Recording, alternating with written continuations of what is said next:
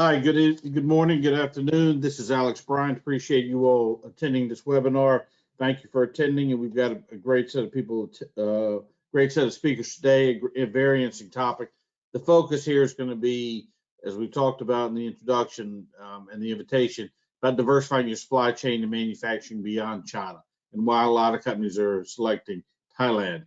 We're very fortunate today to have David Nardone, the group executive and for the WHA Industrial Development in Bangkok.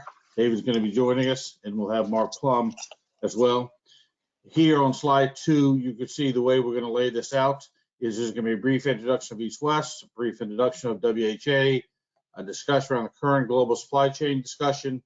The webinar, we're going to address four or five points around the economy, the key product sectors, advantages sourcing Thailand, advantages of manufacturing, and the case studies, and then the discussion. And the point of today is going to be that this is a roundtable discussion, and it's not going to be just slides. So we'll go through slides. We'll be taking questions throughout this whole time period.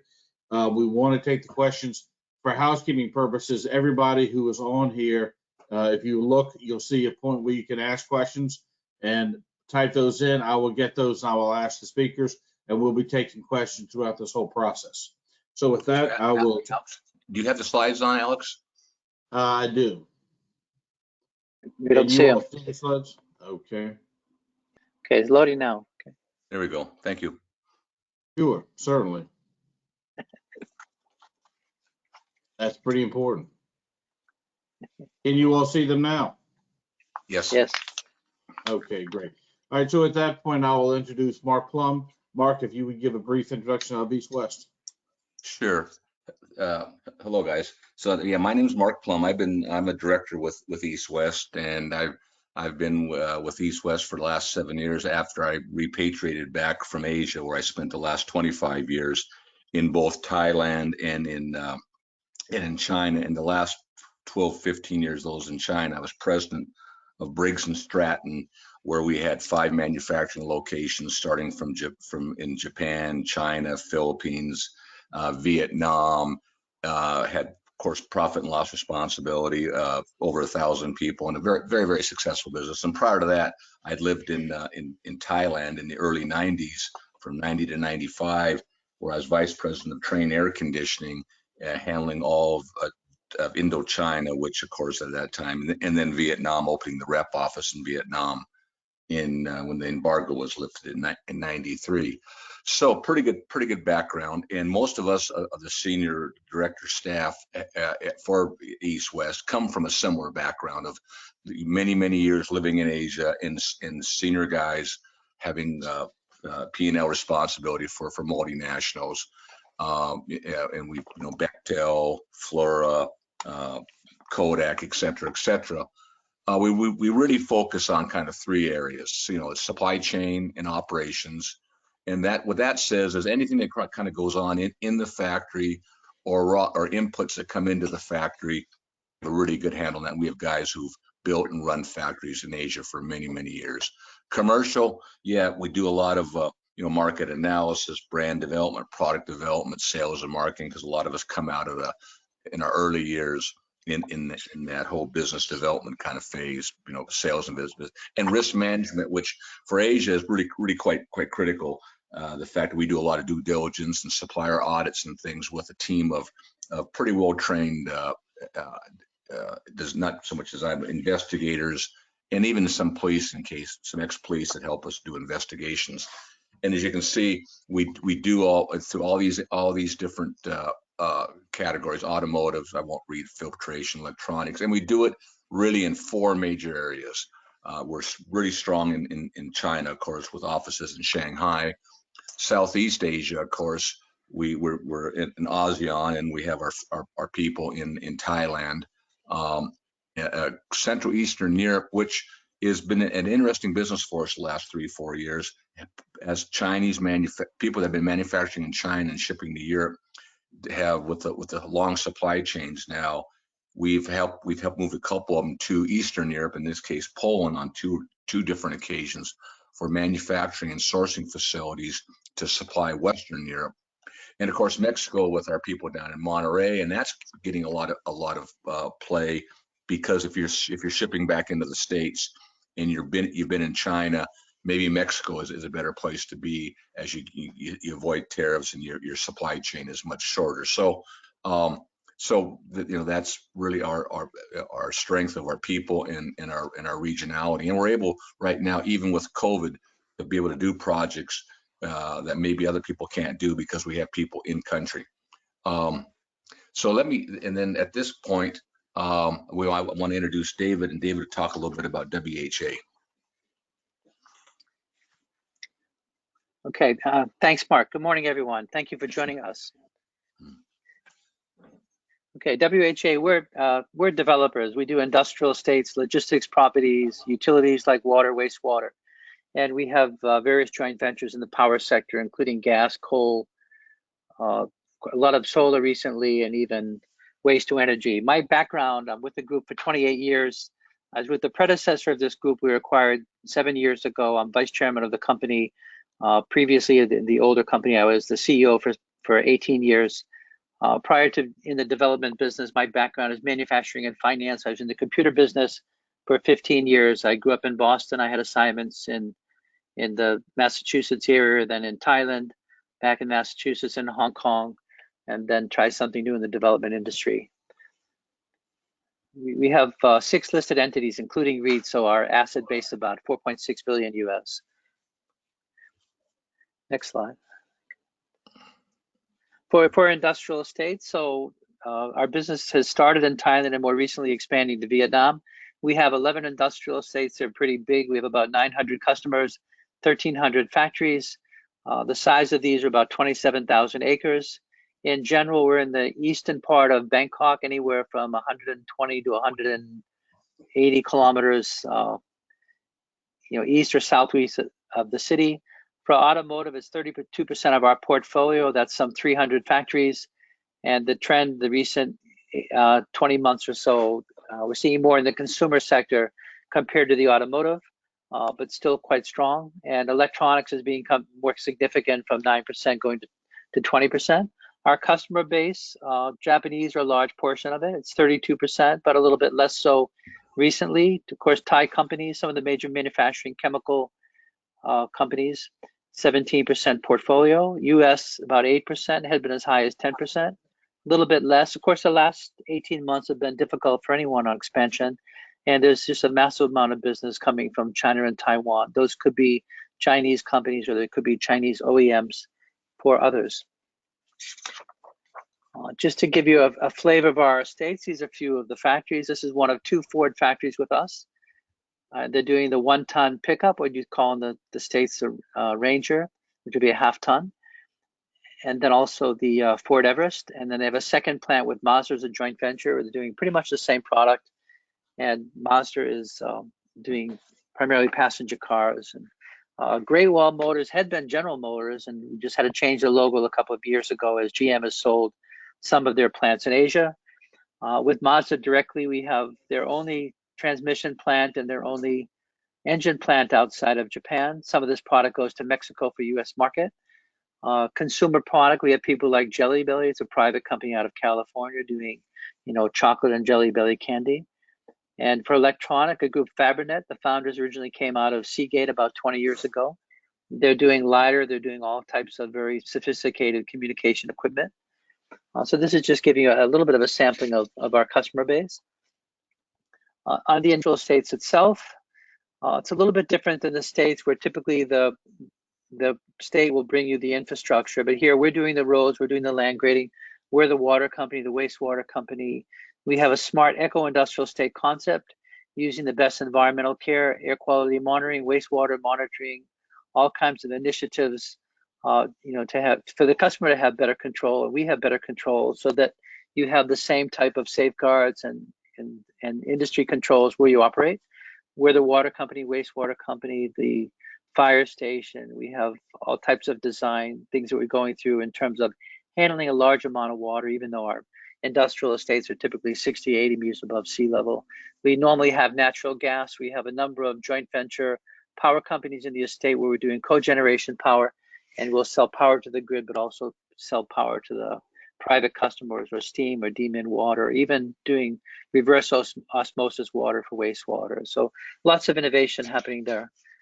Okay, let me hand it back to Mark at this point. Sure. Thanks, David.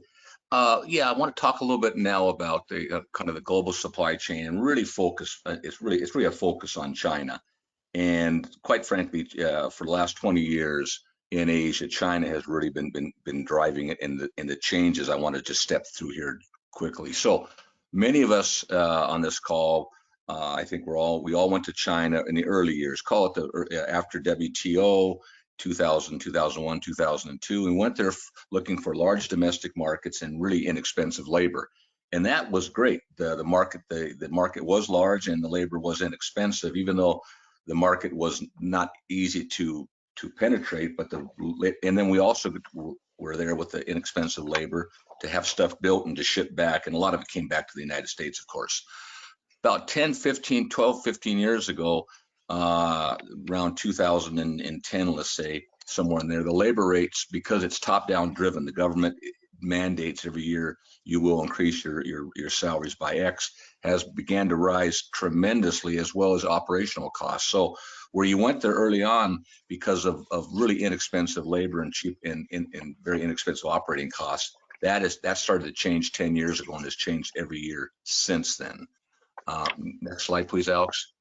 So your labor costs have been going up, and then in addition, China then began to put more regulatory complexity. When you went in early, getting a license, getting the fire bureau to come out and do things, pretty straightforward, pretty easy. That's changed dramatically as China has become a little more, I guess, sophisticated. You could say they've been a little more less transparent on how to do things there. And that's been an issue.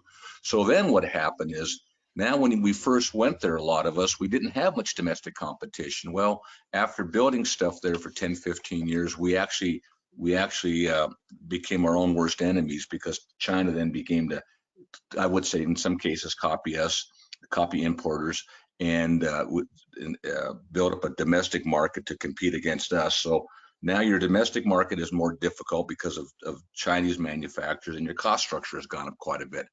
So then the next step was President Xi, I think 6 years ago or so, started what they call China 2025, which is really Buy China initiative, and is kind of a non-tariff barrier sort of initiative. It's basically encourages locals to buy from Chinese-owned companies versus foreign-owned companies. Then the next step, of course, now this has really affected the people who were buying stuff and shipping it back to the States. In 2017, with the duties that went on as high as 25%, that really, so your labor went up, your transparency went up, your volumes went down some cases because of domestic competition. Now what you're bringing in from this China to the States now costs 25% more, and that's because of the duties in 2017. And then the next step, of course, which isn't just China, of course, but now you with COVID and the way China has been so restrictive, and we believe, and from our people that we know quite well in DC, we don't think China is going to be opening up through our sources for free travel for business until the end of 2022. So we're looking at another year at least of not being able to get in and freely into our factories. So that's been a big problem. And then lastly, what all this is, in particular COVID, has really the ports are all clogged up. So we've gone from 4 or 5 weeks on the water to 10, 12 weeks on the water, and our shipping costs, our spot rates have gone anywhere from $3,000 3 years ago up to $15,000, $16,000, $17,000 for a container. So I get the point of the whole slide here is you went to China for one reason 10, 15 years ago, 20 years ago, and all those reasons you went there pretty much are gone now, except if you've established yourself for sales in China, and then you have good brand and distribution. So it's made it much more difficult. Next slide, please, Alex. So you have to then you make. Hey, Mark, excuse me real quick. We had a question already come in. Someone mentioned they have they're sourcing out of China right now. They've been for the last 7 years. They're paying, he says, $20,000 a container.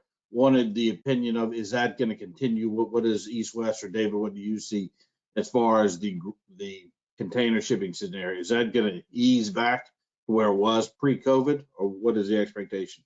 Yeah. Let me take a quick whack at it, and then if David has some ideas. So in the short term, no, and when I say short term, we feel it next, and again, through people that we know, next 6 months, those rates are going to stay high. Longer term, we do believe, as we get these spikes taken care of, we get the ports opened up, and we get and there's some new container lines coming on, it'll go back down, but we do not believe it's going to get back in the near future of any time to the $3,000 or $4,000 a container that it was historically up until about 2.5, 3 years ago. Yeah, David, you agree with that? Yeah, I would only add from what I hear from my customers' perspective that, it's hard to bring on that capacity short term. So they expect this to last into 2023 and then to moderate. But maybe, some of the demand characteristics have increased permanently in terms of sourcing. So like Mark says, you may not get back to that level. That's right. Right. So it's, you know how it is. Once you're taking stuff prices back down is, more difficult. So anyway, so we know we're in China. We know things have changed a lot. And then for a lot of us, people say, well, okay, fine. What do I do? Where would I go if I wanted to expand my supply chain and begin sourcing in other countries? And where would I go if I wanted to put up another manufacturing facility up?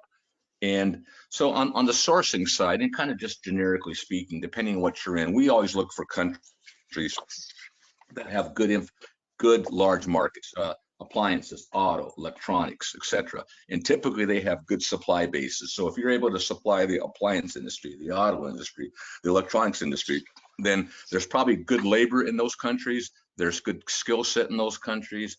There's good competitors that not competitors, but people that you can perhaps go and have stuff made for you. So that's what we look for typically when we look for a country, as we will want to begin to look for sources of supply. As when it comes to looking for a place to move manufacturing, again, a lot of it depends where your consumption is. Is it in the USA? Is it in ASEAN? Is it back in China? Is it in Europe? But given all that, you still look for 4 or 5 basic things. You need competitive labor rates. You need competitive land costs. You need a tax structure that you can work with, and maybe get an effective tax structure that's even less than what you have now. You need availability of labor and educated labor. And once you kind of work through those things, whether it's Thailand or it's Poland or whatever, there's 4 or 5, 6 things you really have to have. And depending on where you're going, each country offers a little bit different. So in the case of Thailand, and David's going to talk a lot about this, Thailand is good partners and good friends with the United States. We have the Treaty of Amity, and that really helps us with some economic relations. As we'll talk in a little bit, there's sectors for Thailand for exportation to the U.S. and even domestic consumption. Really, really strong electronics, really strong in automotives, appliances, machinery, healthcare.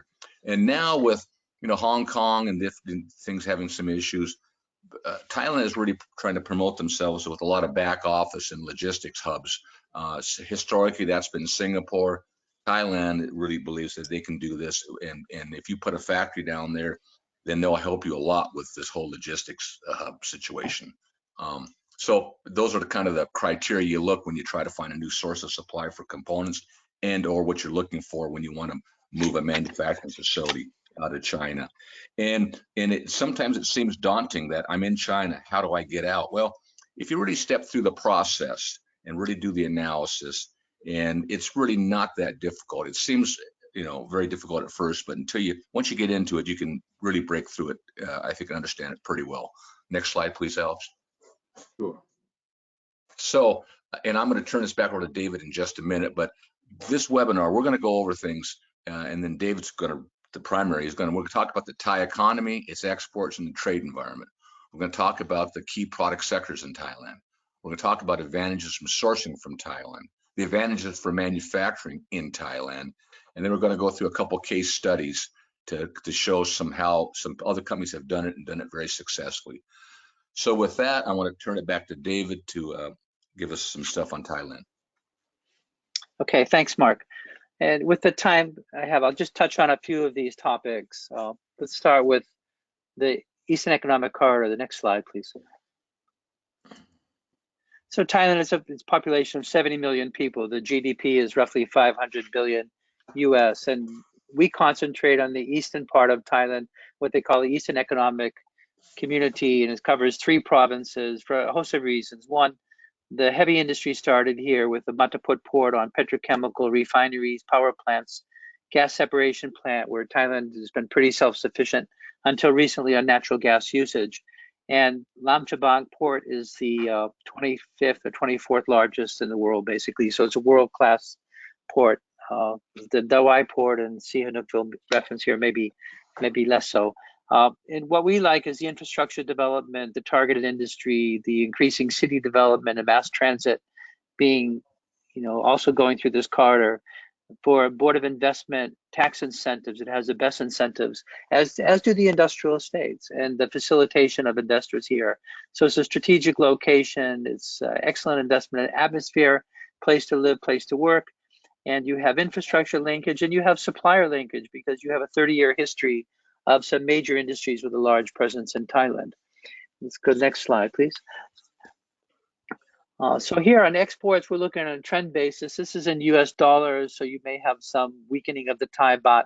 But even with that, the first 7 months of the year, we're up 16% year over year, projected for the year to be about 17% higher and still at a good run rate when you compare it to more normal years in 2018, 2019. Thailand is the largest export partner with the US. And so 34 billion went to the US in 2020, projected this year about 20% growth, and then followed by China and Japan. Thailand has a surplus with the US of about $20 billion, has a significant deficit with China and with Japan. They're about break even. Products that we're exporting that are strategic in Thailand is competitive advantage in automotive, electronic, and a whole host of these supply chains that go with that type of business. And then the historical agro type of products, which is about 8% of GDP, but trying to get higher value add from that. You see like a Thai company is #1 in the world in tuna fish, but also doing, food supplements and such from tuna fish, machinery and equipment. So it's a place that's known for exports and has expertise in the right type of industry for exports. And if your business is in the US or EU or even growing in the region, I mean, that's a reason to be here. This is a good base for export hub for manufacturing. Now, in terms of imports always also going up. So you have the whole restocking. So China is a large importer, as I mentioned, it's about a $30 billion deficit with China. It's a little bit surprising it doesn't get more attention. Japan, slight deficit, EU about break even, US in a surplus situation, and then imports also coming from Malaysia. What are they importing? They're importing fuel. So we have a very limited amount of, we have natural gas, but other oil and such, we have very little. And then chemicals is part of that process, and automotive would be part of the value add process in terms of local market and re-export. So even with some slowdown, maybe after this 7-month figure because of some slight higher disruption in the manufacturing process, both supply base and also pandemic, forecast somewhere about 20% to 22% growth in imports.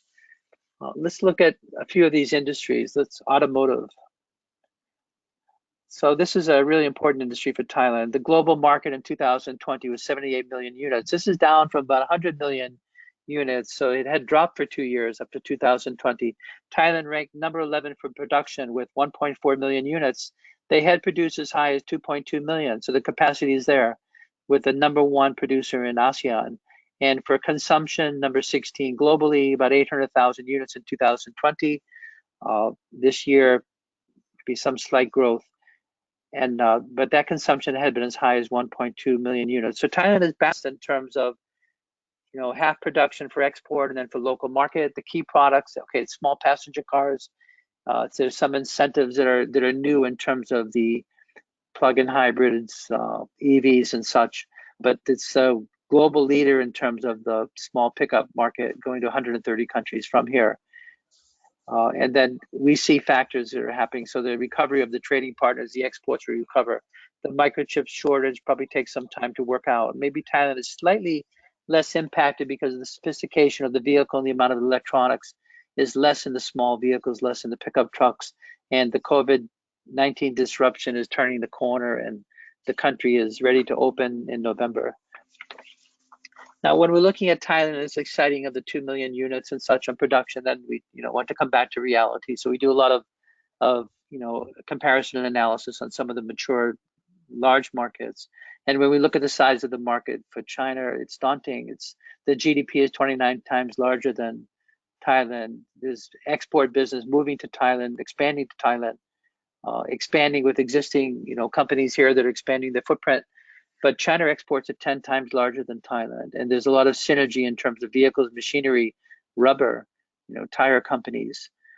So it's just bigger numbers. The companies come here, they're really large in size. They're industry leaders, but they're also small companies coming from China, coming from Taiwan too. So it's some mixed, and we believe there'll be a surge in business as the travel opens up again with China and the U.S. and for ourselves, we're preparing for it. So we say one drop becomes a flood. That's what we see, the significance of this movement of companies that are Chinese companies or Chinese OEMs, the U.S. manufacturers, or they're U.S. or European or other companies that are expanding the footprint and saying, well, we have 2 plants in China, we want another one, we'll have this one in Thailand. It's not necessarily relocation. Electronics, also a key industry for Thailand. Thailand is number 2 in the world on exports of hard disk drives. Western Digital with 3 factories here, Seagate with 2 significant factories here, and then other electronic exports. So number 14 in the world in terms of electronic export. So much, I think, where people wouldn't expect compared to like China and the Malaysia markets, as an example. Now those destinations are varied. They're the US or EU, back to China, ASEAN, and Hong Kong. Hong Kong could represent China and another host of different transshipment locations. David, we had a question. David, Sure. I'm sorry, we had a question come in on the just wrote somebody here is they've got a manufacturing site in China, and they are a chemical manufacturer, and they were the question was they had read a fair amount about the Thai chemical market. That it's the large exporter. It's like the top 15 export of chemicals in the world. Can you talk a little bit about the chemical sector in Thailand, the resin sector of the chemicals? Yeah, there's the heavy part of the industry, which starts in Mataput with 2 refineries that had been Shell and Esso has one also in Sriracha, but in Mataput area, 2 big refineries, mostly owned by PTT, the Petroleum Authority of Thailand, and also gas separation plant. There you have an integrated chemical process. We have 1 location there. Land is short there, frankly. So if you have to be integrated to the gas supply and to the heavy industry, then there is land, but it's limited there for expansion. But if you're like the mid-tier and you're doing something for the automotive market, some type of specialty chemical, you may be within 100, 50 to 100 miles in that ring from that industry. And if you're not taking direct feedstock of upstream chemical, for instance, then there's a host of that type of activity. For chemicals, it's one of the the bigger customer base for us, probably about 10% of our customer base. So well over 100 companies. Okay, great, thank you. Tax and non-tax incentives. So under the Board of Investment, which is a really straightforward group that I've dealt with, myself for 35 years, I guess. That you could expect somewhere between 3, 5, and 8 year tax holiday, depending on the type of industry, the value add you have, and if you're one of the focus of them. They want more value add. They want higher level of manufacturing. They want more technology as part of that, as many people are looking for. And then depending, you may or may not get like a 50% tax break for the next 5 years. The normal income tax rate is 20% here. There are some schemes on lower personal income tax on smart visas. Not that many people get them, frankly. And some of the visa things can be, a little bit of a nuisance sometimes. But the BOI will administer visas. IEAT has it. They're easy to get. Foreign workers in general are welcome here. One big advantage in Thailand compared to all of our neighbors, freehold land. So you must have a Thai registered company. but you can be 100% foreign, and that's under the promotion under the Board of Investment or under the Industrial State Authority of Thailand, not really the Treaty of Amity. The Treaty of Amity is more on the type of business you're allowed to do and typically deals with selling in the local market.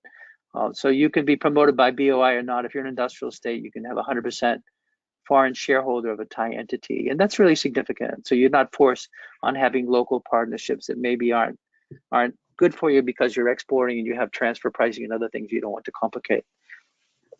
Let me go to the next slide. It's kind of a summary document. And Mark, I think on this slide here, I think one of your presentations is going to be you and David work together on a company that was getting, I think, 8 years of no tax. Yeah, we'll talk about that. Actually, we had between WHA, BOI, and our client company. It was in going back about 3 years now, very successful and it's quite interesting. Actually, we'll talk about it in a little bit. Okay, so positives of Thailand: the infrastructure is good, and the logistics are good. The roads they're being worked on all the time. The government's put a lot of money there to keep on improving it. The port is expanding, but it's a world-class port, top 25. They have capacity. The airport also great, but at a high capacity, or it was when we had tourists, and they're expanding that also. Rail, not so much for goods because of close proximity, but the rail is expanding in terms of mass transit, high-speed rail, connecting even up through China.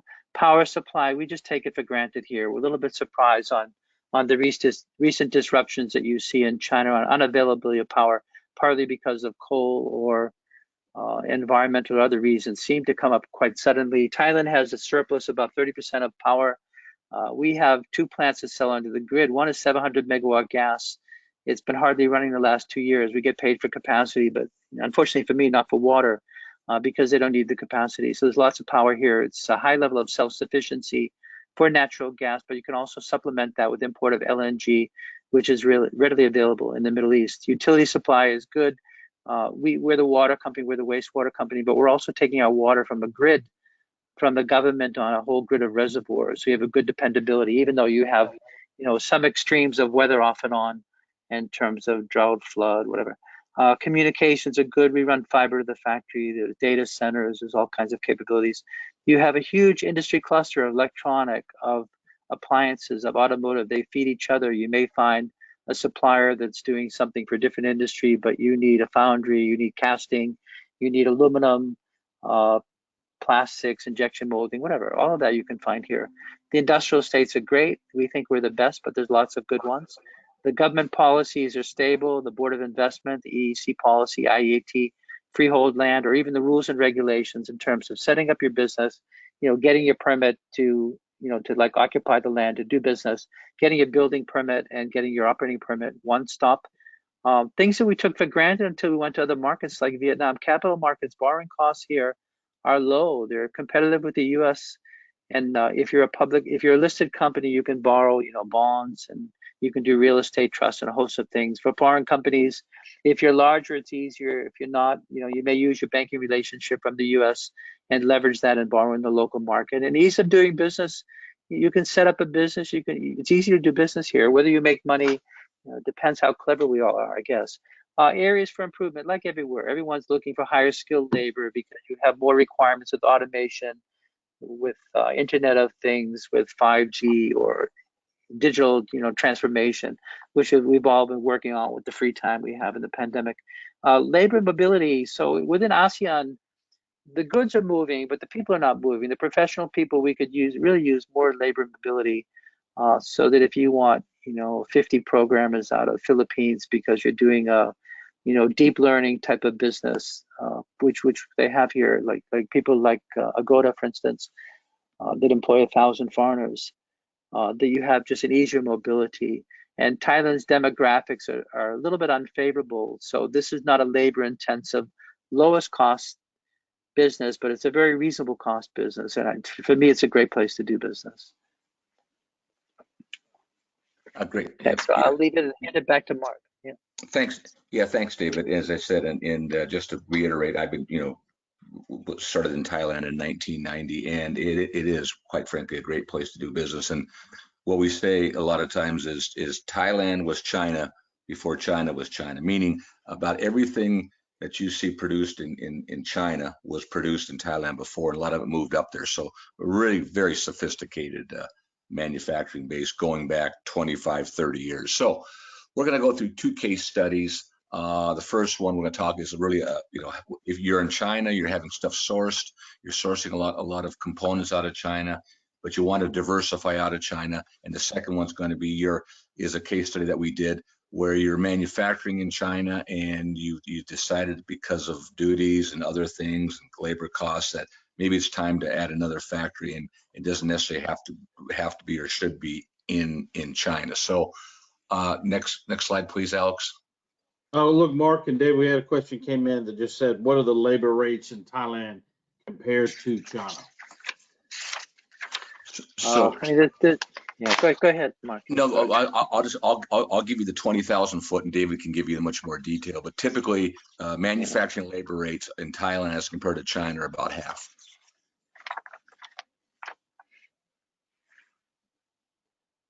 Yeah, I would only add that I guess it depends on the location in China, but certainly China now is more expensive. If you had a factory labor, for instance, you'd be looking at the minimum wage is $300 a month, but you have 1 or 2 months bonus, and then you have fringe and such. So you'd be looking at $500 to $600 a month, maybe a little bit more. And then people want overtime; they want the chance to work more. Engineers, depending on the level, say 1,000 would be the entry level one, then maybe 3,000 a month. Accountants similar. Then management varies. You have to pay for good management, to do what you want. And you may supplement that with people that know your product, know your process. So it's reasonable. When the labor is cheap, everything else doesn't work. Then the infrastructure is bad, so you're paying somewhere else. Yeah. Right. No, yeah, exactly. And then you're right. And when it comes in of course, China along the coast, you're over $1,000 a month. If you want to go inland further, to David's point, you want to go out to Sichuan province, etc. You might get some less expensive labor, but then you pay for it through through infrastructure and things of that nature. So, but yeah, Thailand is very competitive, and more importantly, it's a well-educated workforce, and back on this case. So we have a client of ours having a third party make some PC boards and some components with two main facilities, Chinese owned in China. A lot of the components that went into these boards were coming from Singapore, Malaysia, etc. This company was not one of the huge guys. They made a kind of a sophisticated 3-level board that didn't have huge high skill, fairly low output, but a diversified product mix. So you needed to have it a good workforce is what I'm trying to say. The workforce they employ over 15% engineers, so a lot of local engineering. Most of where they're sourcing these components and the finished PC board most of it was coming back to the USA. Some was staying in China. They wanted to diversify out of China for all the reasons we talked about. There's geopolitical concerns. Their board of directors was getting nervous with China and what happens with the relationships between both countries. Then of course the shorter term stuff is the labor costs are going up, operations are more difficult. But the geopolitical and the board was really driving this, that they needed to broaden their footprint. We were brought in. We were asked to and did look at ASEAN and specifically Thailand because of the large electronics base in there. And we of course we supported looking at Thailand, Mexico because of the proximity to the USA, and then Poland where we have good knowledge and they thought maybe some stuff would go back to Western Europe. We shortlisted both Thailand and Mexico. We selected Thailand for a variety of reasons. Mexico was good as it came to logistics and to consumption in the States, but besides that, for this particular product, PCB boards, where logistics and freight costs and things are less problematic, Thailand was the winner hands down with all the component suppliers, with all the technology, largest electronics, in Southeast Asia. Labor costs were very competitive. Inflation, Thailand, it's not like in China or Vietnam where every year the government says you're going to go up 8-10%. It's market driven, and Thai guys and the government are pretty smart. And when it comes to trying to keep the labor costs in line based on market input, not just government dictates.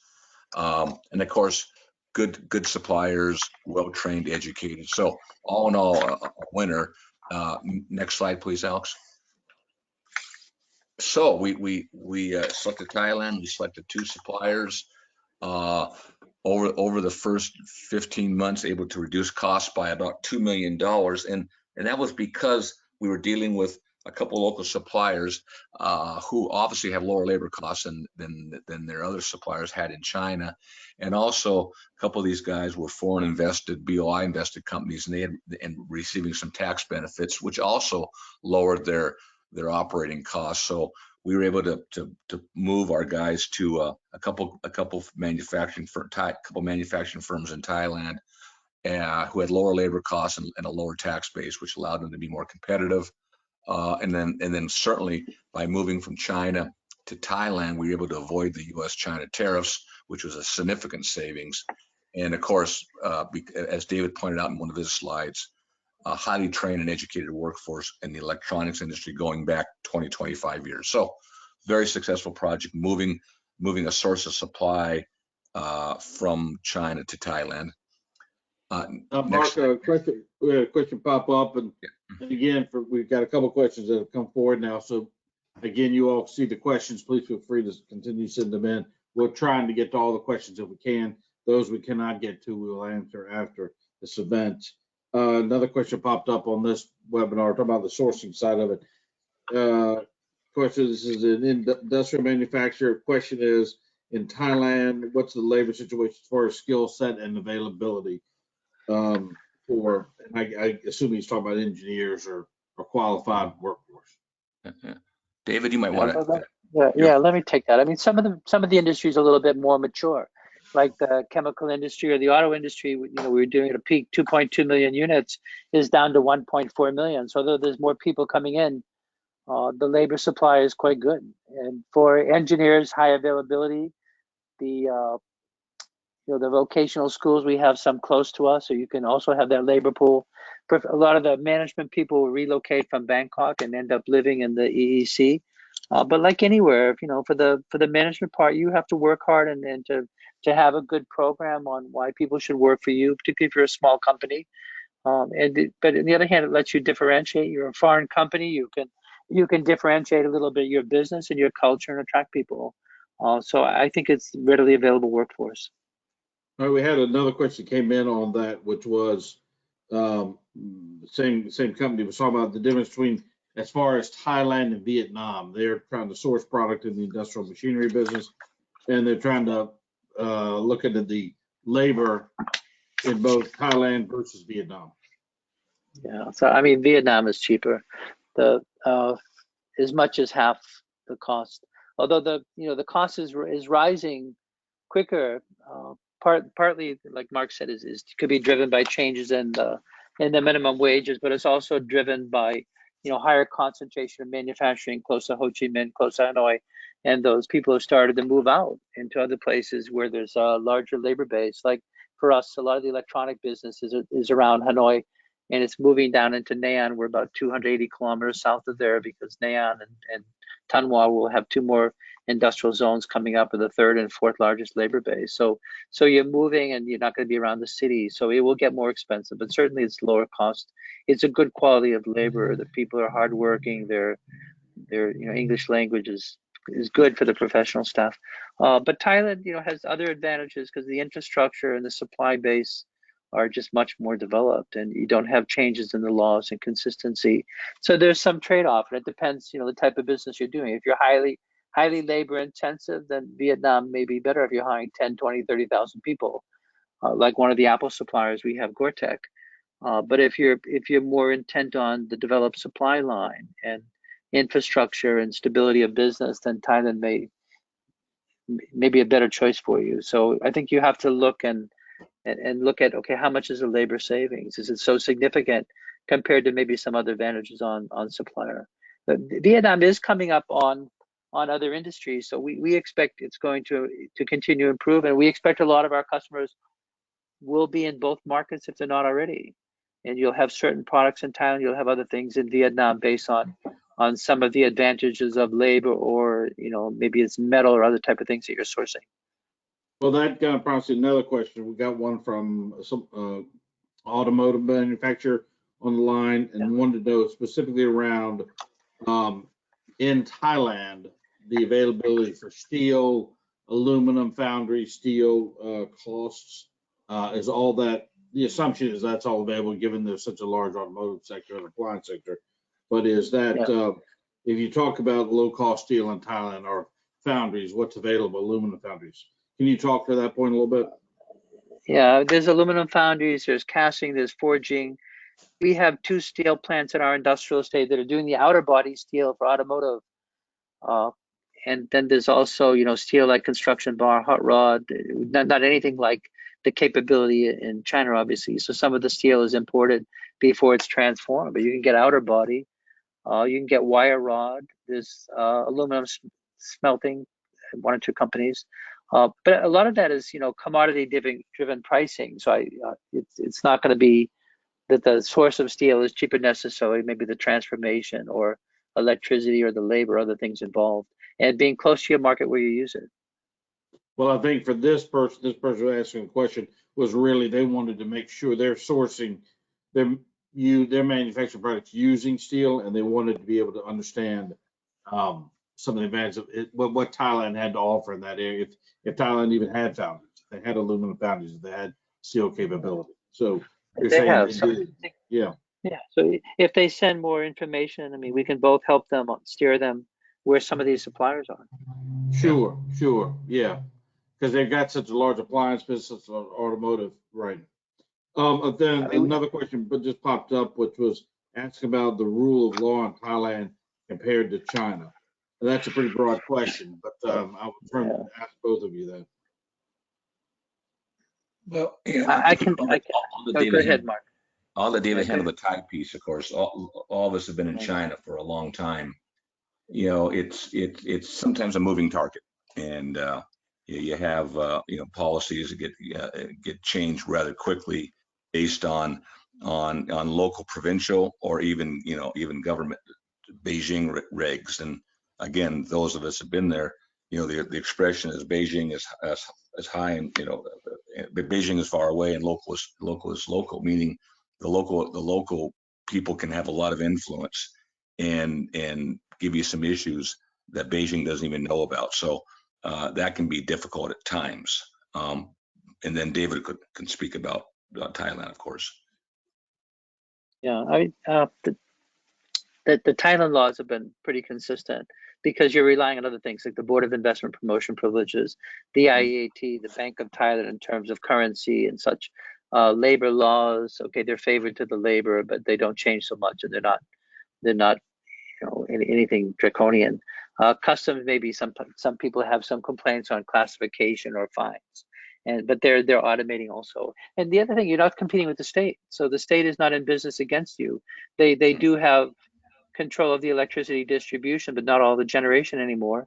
And PTT is a oil company. There are other people in that business, and you don't have any type of expropriation. There's private public partnership, which hasn't been that great, and maybe some of the earlier history with that wasn't that favorable. But I think it's a place you can do business. You don't have to worry about the laws changing all the time.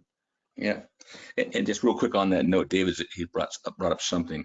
You're not in Thailand. You're not competing against Thailand Inc. like you are. Sometimes it's China Inc. and that's the government supporting of sometimes your competitors, which can be very, very difficult. Fair point. Okay. Okay. And then the last question was around sourcing again. The question was, right now the big advantage for this person looking at it is that Thailand doesn't have the 25% tariffs that China does. And the question was, do either one of you think that Thailand would the U.S. government would ever put on those tariffs like they have with China?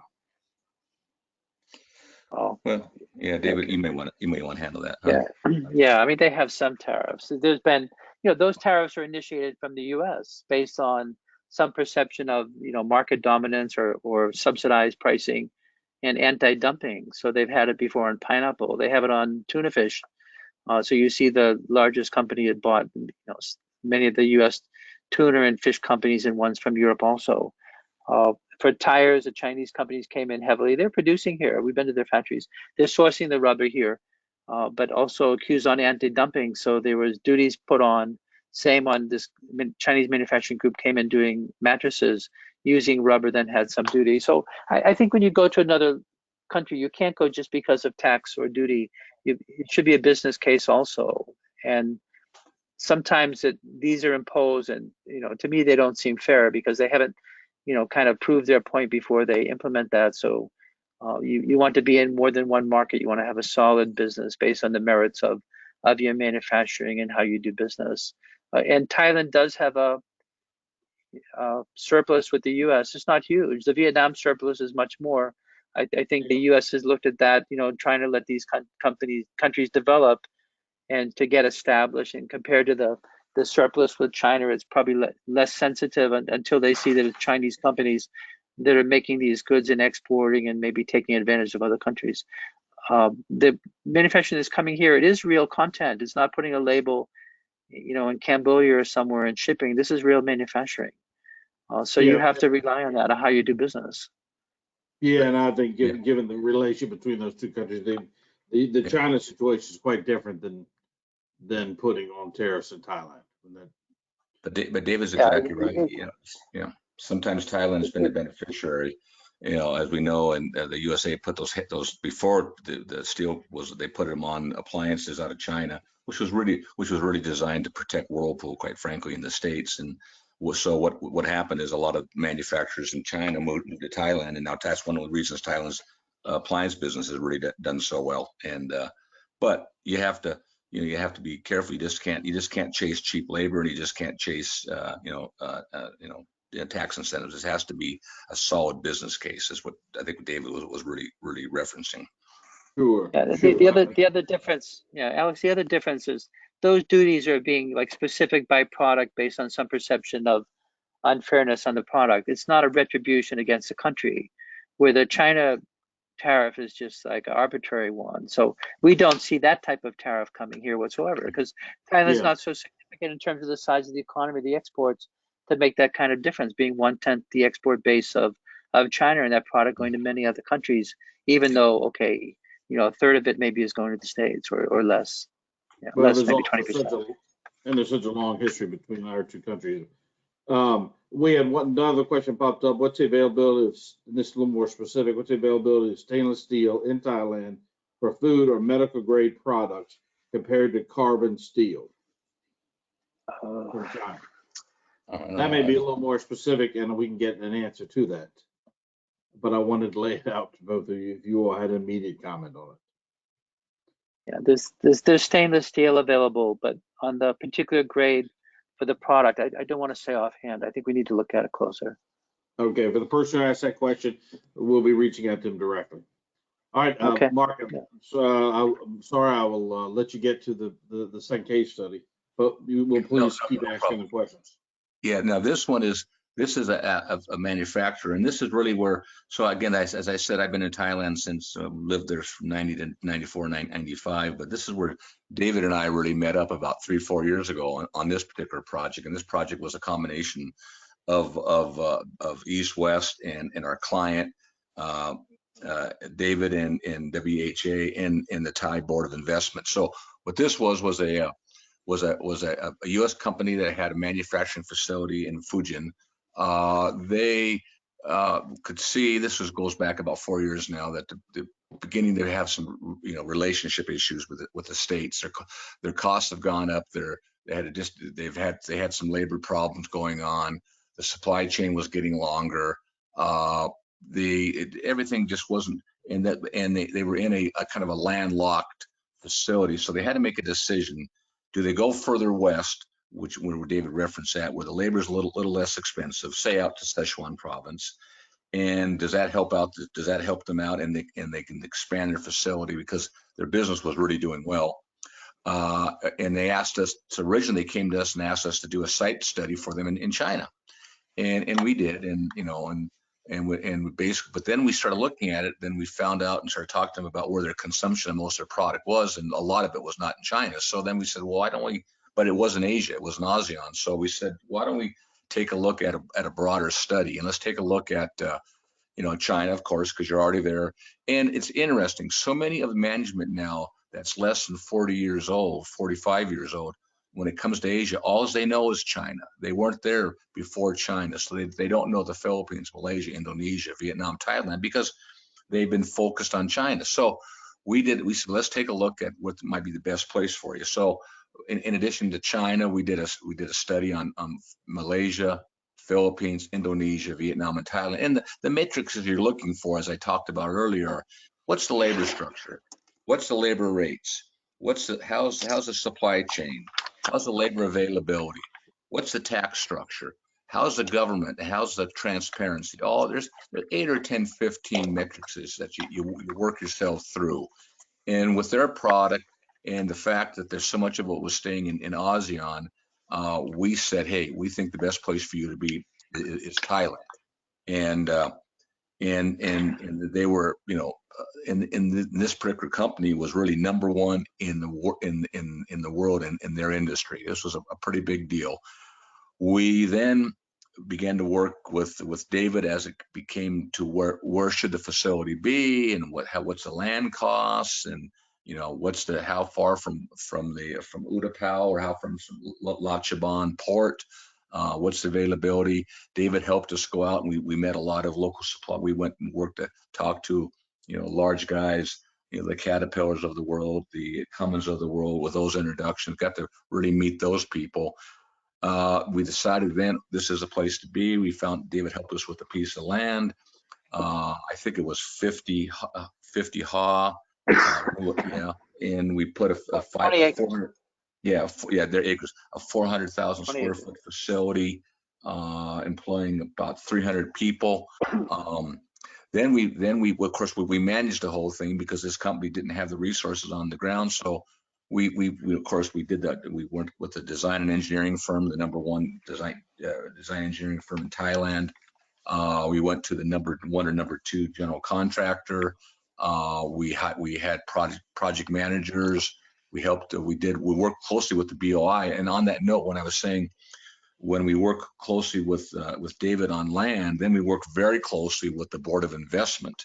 And Board of Investment really, helped us as far as saying, hey, this is the kind of things that Thailand's looking for. And we had then decided, well, let's go ahead and bring our engineering lab here too, which was something that the board wanted.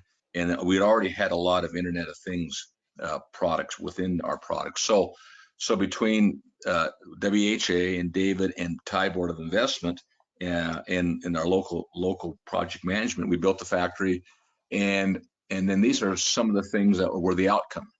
And for example, with working closely with the Thai BOI, we got an 8-year corporate income tax holiday, meaning no income tax, no 20% Thai income tax for 8 years, and 50% for 5 years, or only 10%.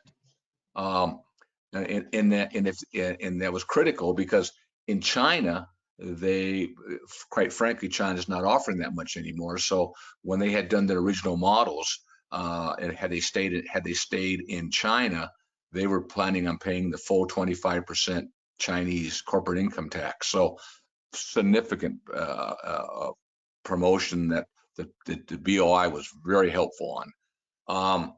Also, by moving out of China and a lot of the stuff that was going back to the States, we were able to avoid a significant amount of tariff that was going back to the States after the 2017 tariffs were put in from China to the USA. And we were able to manage it quite well, where as we brought on the Thai facility, we were able to shut down the Chinese facility. So so as far as operating costs, now these costs were all came from our client who had originally put his business model together to stay in China. So everything would have been, all these comparisons are, had they stayed in China, what would have been, and now going to Thailand. So they stayed in Thailand versus China. Over 10 years, they anticipated $22 million savings in tax. Had they stayed in China as compared now going to Thailand, they anticipate over 5 years of $4.3 million in annual labor savings because the labor is less expensive in Thailand. And had they stayed in China versus Thailand, they were able to, because of some local raw materials, steel in this one case, able to save 1.8 million as had they stayed in China. And then lastly, compared to had they stayed in China versus Thailand, they were able to increase their forecasts, their sales forecast, 42% over 5 years being in Thailand versus China, and they increased their revenue 53% based on all of the operating cost input reductions in Thailand as had they stayed in China with the additional facility. So all in all, a very successful project, really driven by Thailand, WHA, and the Thai Board of Investment. Look, we got one final question. We got another one popped up. Says if U.S. company sources from Thailand, right? They could either be sourcing from a Thai supplier in Thailand, a U.S. supplier in Thailand, or they could be sourcing from a Chinese supplier in Thailand. Do you all see any issues if someone sources from a Thai supplier that is owned by a Chinese company? Now, David, you want? Not particularly. Like I'm thinking of the earlier question on carbon steel. We have a Chinese company under construction for carbon steel because it's quite high-end and hard to get. If they're not locked into some, supply base that they don't want to supply a competitor or something in the same market, may be a problem. But in general, no. And the automotive market. So you have the U.S. European companies that are part of that tier one supply, but they also heavily rely on having some local Thai companies that develop capabilities in metal or plastics, and that may or may not have joint ventures for different types of technology. So I think that's part of the whole, infrastructure in terms of the supply base for competitiveness. And you should look at all of that as potential sources. Yeah. All right. Well, look, I know we're a little over, but I wanted to get another question in. We are now at the conclusion of this. It's 11:03. I want to thank everyone for participating. I want to thank David Nardone for calling in from Bangkok, Mark Plum, and East West. I want to thank you all for the people who signed up and registered. If you have any questions, please let us know. We will be forwarding a recording of this webinar along with the detailed presentation for you all to review. Thank you very much, and this now concludes today's webinar. Bye-bye. Thank you, everyone. Yeah, thank you. Thanks, David. Thanks, Alex. Thanks, Mark. Yeah.